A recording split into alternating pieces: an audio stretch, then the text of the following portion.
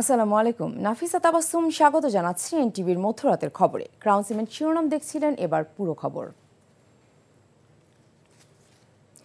ভারতের প্রধানমন্ত্রী নরেন্দ্র মোদীর সাথে সাইডলাইন বৈঠকে শেখ হাসিনাকে ফিরিয়ে দেওয়ার কথা বলেছেন ডক্টর মোহাম্মদ ইউনূস।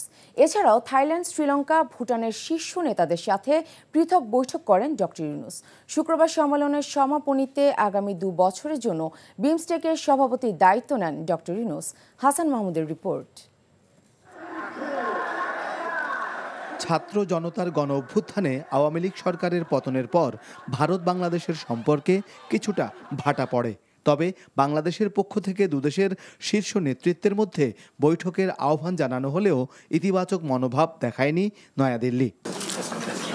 অবশেষে থাইল্যান্ডের রাজধানী ব্যাংককে অনুষ্ঠিত বিমস্টেক সম্মেলনের শেষ দিনে সাইডলাইনে অনুষ্ঠিত হল অধ্যাপক ডক্টর মোহাম্মদ ইউনূস ও নরেন্দ্র মোদীর বৈঠক। দুই দেশের পররাষ্ট্রমন্ত্রী, উপদেষ্টা এবং সংশ্লিষ্ট কর্মকর্তারা যোগ দেন সে বৈঠকে। দীর্ঘ প্রায় 40 মিনিটের বৈঠকে দুই দেশের স্বার্থ সংশ্লিষ্ট সকল বিষয় উঠে আসে। আলোচনা হয় শেখ হাসিনাকে ফেরত পাঠানোর বিষয়েও। মিটিংটা খুবই কনস্ট্রাকটিভ, প্রোডাক্টিভ এবং ফ্রুটফুল হয়েছে।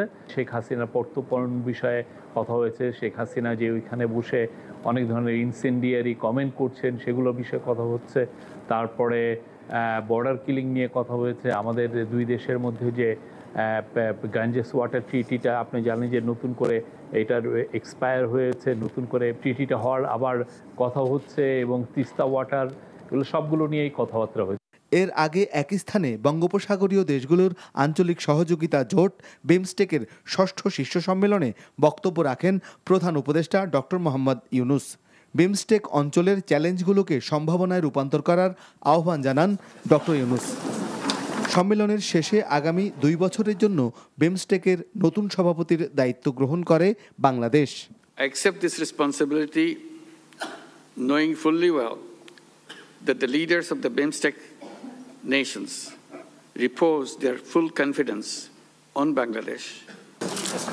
এছাড়াও এদিন থাইল্যান্ডের প্রধানমন্ত্রী পেতংটার্ন সিনাওয়াত্রা, শ্রীলঙ্কার প্রধানমন্ত্রী হারিনিয়া আমারাসুরিয়া এবং ভুটানের প্রধানমন্ত্রী শেরিং তোবগের সাথে পৃথক সাইডলাইন বৈঠকে অংশ নেন প্রধান উপদেষ্টা doctor Mohammad Yunus. Hasan Mahmud, NTV news, Dhaka.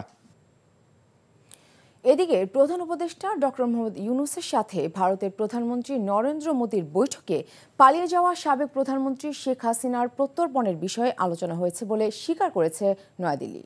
শুক্রবার থাইল্যান্ডের ব্যাংককে বিশেষ সংবাদ সম্মেলনে এ কথা জানান ভারতীয় পররাষ্ট্র সচিব বিক্রম মিস্ত্রি। তবে হাসিনা ইস্যুতে ভারতের বক্তব্যের বিষয়ে বিস্তারিত জানাতে অস্বীকৃতি জানিয়েছেন তিনি।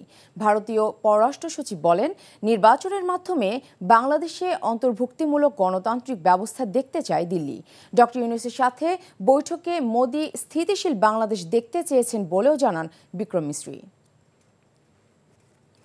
প্রধান উপদেষ্টা অধ্যাপক মোহাম্মদ ইউনূস 2 দিনের থাইল্যান্ড সফর শেষে শুক্রবার রাতে দেশে ফিরেছেন। প্রধান উপদেষ্টা এবং তার সফর সঙ্গীদের বহনকারী বিমান বাংলাদেশ এয়ারলাইন্সের ফ্লাইট রাত 10টায় হজরত শাহজালাল আন্তর্জাতিক বিমানবন্দরে অবতরণ করে। ব্যাংককে তার সংক্ষিপ্ত সফরে অধ্যাপক ইউনূস বিমস্টেক শীর্ষ সম্মেলনের পাশাপাশি বিমস্টেক ইয়ং জেনারেশন ফোরামেও বক্তব্য রাখেন। তিনি আগামী 2 বছরের জন্য বিমস্টেকের সভাপতিত্ব গ্রহণ করেন। বিমস্টেক শীর্ষ সম্মেলনের ফাঁকে নরেন্দ্র মোদী সহ বেশ কয়েকজন রাষ্ট্রপ্রধানের সাথে দ্বিপাক্ষিক বৈঠক করেন। গত বৃহস্পতিবার তিনি থাইল্যান্ড গিয়েছিলেন। ভারতের প্রধানমন্ত্রী নরেন্দ্র মোদীর সঙ্গে প্রধান উপদেষ্টা ডক্টর মোহাম্মদ ইউনূসের বৈঠকের ফলে দুদেশের মধ্যকার বহুদিনের অস্বস্তিকর পরিস্থিতি কাটিয়ে ওঠা সম্ভব বলে মনে করেন বিএনপি মহাসচিব মির্জা ফখরুল ইসলাম আলমগীর। শুক্রবার সন্ধ্যায় বিএনপি চেয়ারপারসনের গুলশান কার্যালয়ে ক্রীড়াঙ্গনের বিশিষ্টজনদের সাথে শুভেচ্ছা বিনিময় শেষে থাইল্যান্ডে মোদি ইউনূসের বৈঠকে প্রসঙ্গে দলের প্রতিক্রিয়ায় তিনি এ কথা বলেন। বিএনপি মহাসচিব বলেন, ইউনূস ও মোদির বৈঠকটি একটি আশার আলো তৈরি হয়েছে। বাংলাদেশ ও ভারতের মধ্যকার বহুদিনের অস্বস্তিকর পরিস্থিতি কাটিয়ে ওঠা সম্ভব হবে এই বৈঠকের মাধ্যমে। মির্জা ফখরুল আরও বলেন, এই বৈঠকের মাধ্যমে নতুন সম্ভাবনা সৃষ্টি হয়েছে।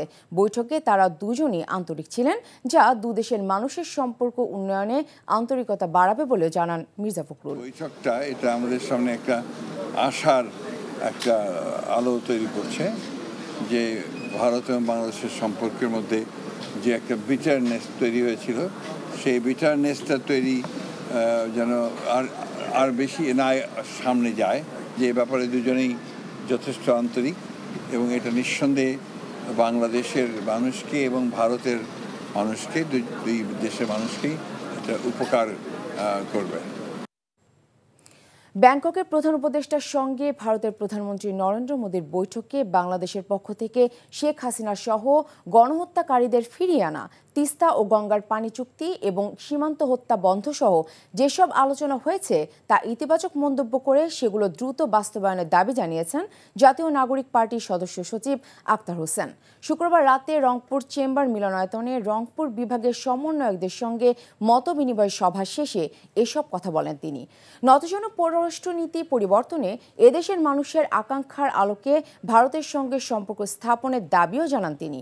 এছাড়া রাজনীতিতে যে কোনো মূল্যে আওয়ামী লীগকে প্রতিহত করার ঘোষণাও দেন আক্তার। এর আগে রংপুরে কেরামতিয়া জামে মসজিদে জুমার নামাজ শেষে এনসিপির মুখ্য দক্ষিণাঞ্চলের মুখ্য সংগঠক সার্জিস আলম বলেন, আগামী নির্বাচনে ৩০০ প্রার্থী দেওয়ার লক্ষ্যে কাজ করছে জাতীয় নাগরিক পার্টি।